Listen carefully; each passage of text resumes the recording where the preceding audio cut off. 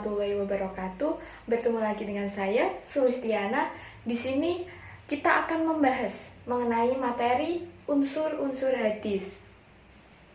Anak-anak perlu diketahui, suatu hadis harus memenuhi 3 unsur. Nah, kenapa kok suatu hadis harus memenuhi unsur-unsur ini?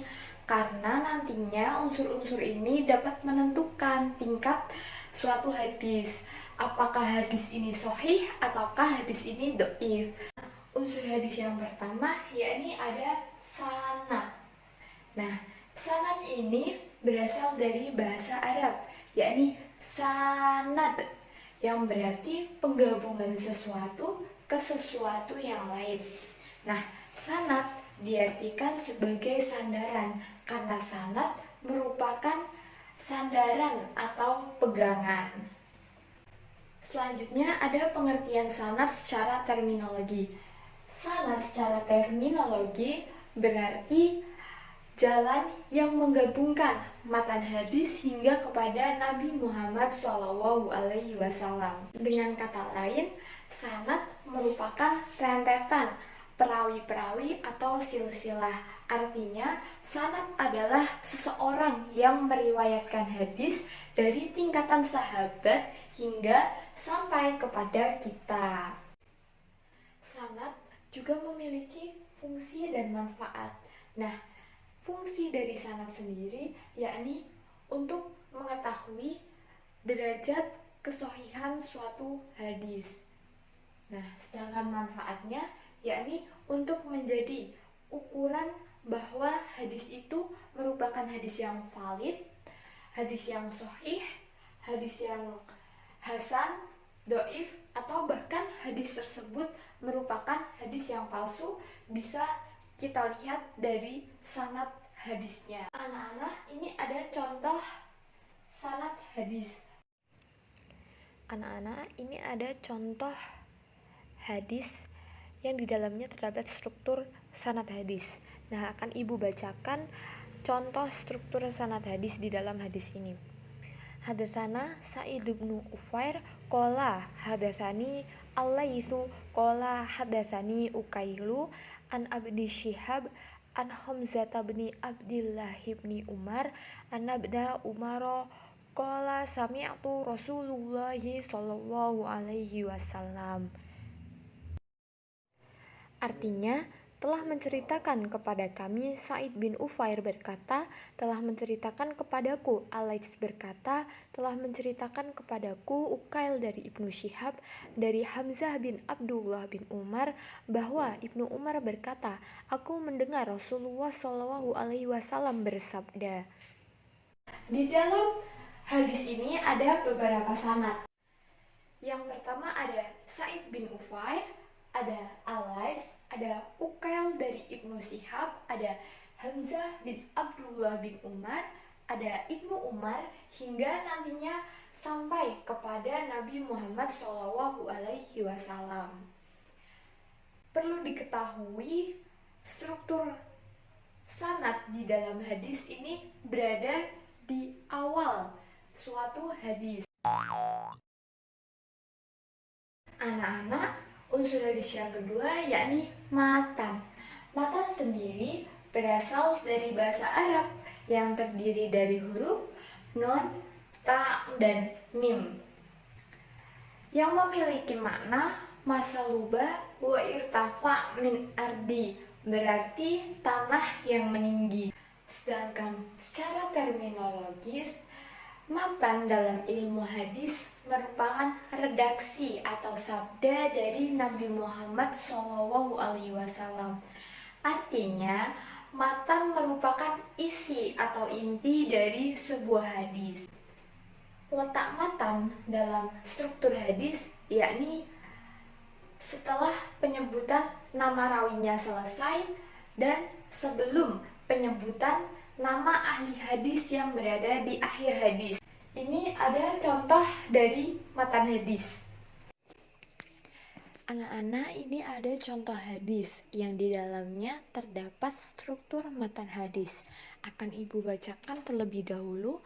Qala baina anna na'imu utitu biqodohi labaini fasari betu hatta inni la arordiya yahruju fi adfari summa a'taitu fadli Umar bin Khattabi qalu fama awal tahu ya Rasulullahi qala ilma. Nah, di dalam hadis ini menceritakan bahwa ketika aku tertidur, aku bermimpi diberi segelas air susu. Lalu aku meminumnya hingga aku melihat pemandangan yang bagus keluar dari kuku-kukuku.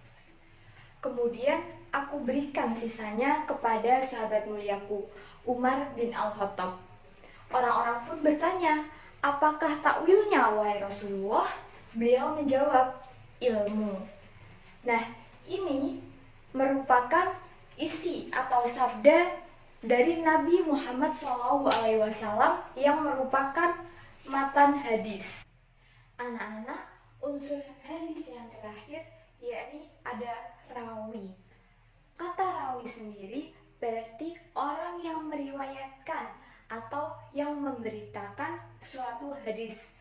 Orang-orang yang menerima hadis kemudian mengumpulkannya dalam suatu kitab takwin disebut sebagai rawi hadis. Nah, ini ada contoh dari rawi hadis. Nah, anak-anak, ini ada contoh hadis yang terdapat struktur rawi hadis di dalamnya. Nah, di dalam hadis ini rawinya berada di akhir, yakni Rawahul Bukhari sebagai rawi atau periwayat hadis tersebut. Rawi ini biasanya berada di akhir suatu hadis setelah penyebutan sanad dan matan hadis, kemudian ada penyebutan rawi hadis. Perlu diketahui anak-anak, untuk menjadi seorang perawi itu tidaklah mudah. Mereka harus memenuhi syarat-syarat untuk menjadi seorang perawi.